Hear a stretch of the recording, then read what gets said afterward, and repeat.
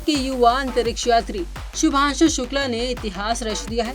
वो 3 अन्य देशों के एस्ट्रोनॉट्स के साथ इंटरनेशनल स्पेस स्टेशन यानी ISS की कक्षा में अपनी पहली रात गुजार चुके हैं। लेकिन क्या आप जानते हैं, जैसे ही कोई अंतरिक्ष यात्री ISS पहुंचता है, उसे एक खास क्रू नंबर दिया जाता है।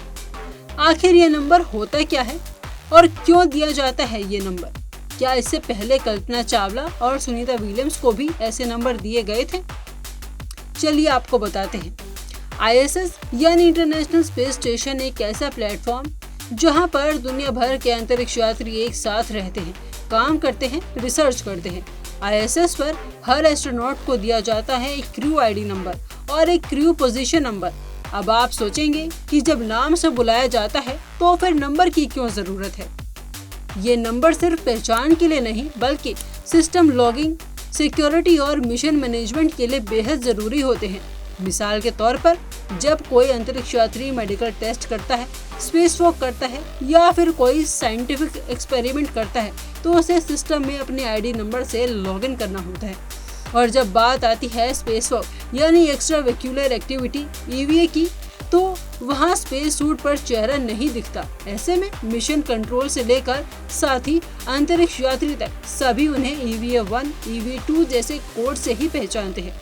क्योंकि स्पेस सूट में कोई अंतर नहीं होता, तो नाम की बजाय नंबर ही उनकी पहचान बनता है। वहीं ISS एक इंटरनेशनल प्रोजेक्ट है। यहाँ अमेरिका, रूस, जापान, कनाडा और अब भारत जैसे कई देशों के एस्ट्रोनॉट्स साथ रहते हैं। कई बार उनके नाम एक जैसे होते हैं तो उन्हें पहचानने में मुश्किल होती है। तो ऐसे में किसी भी गलतफहमी से बचने के लिए टेक्निकल कम्युनिकेशन में नंबर और कॉल साइन इस्तेमाल किया जाता है। हालांकि ISS के अंदर रोजमर्रा की बातचीत में सब एक दूसरे को नाम से ही बुलाते हैं। यहाँ एक दोस्ताना, अनौपचारिक और इंटरनेशनल कल्चर बना हुआ है। लेकिन जब धरती पर स्थित नासा या रोसकॉस्मोसिस मिशन कंट्रोल से संपर्क होता है, तब कॉल साइन या क्रू नंबर का ही इस्तेमाल होता है, खासकर तब जब बात हो रही हो स्पेस वॉक की। अब बात करते हैं इस सिस्टम के इतिहास की। स्पेस फ्लाइट की शुरुआत में यानी 1960 के दशक में ऐसा कोई सिस्टम नहीं था।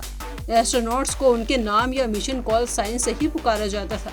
लेकिन जैसे जैसे स्पेस स्टेशन पर लंबी अवधि के मिशन शुरू हुए और 2 से 3 लोग एक साथ स्पेस वॉक करने लगे, तब पहली बार स्पेस सूट पर नंबरिंग की परंपरा शुरू हुई। इसकी वजह बिल्कुल साफ थी, स्पेस सूट में चेहरा पहचानना मुश्किल होता है। ऐसे में रेडियो कम्युनिकेशन में नाम कट जाते थे या मिक्स हो जाते थे। अलग अलग देशों और भाषाओं के उच्चारण में फर्क होता था। तो और सबसे बड़ी बात मिशन की सुरक्षा और क्लैरिटी की। नासा ने ये सिस्टम स्पेस शटल युग यानी 1981 के बाद अपनाया।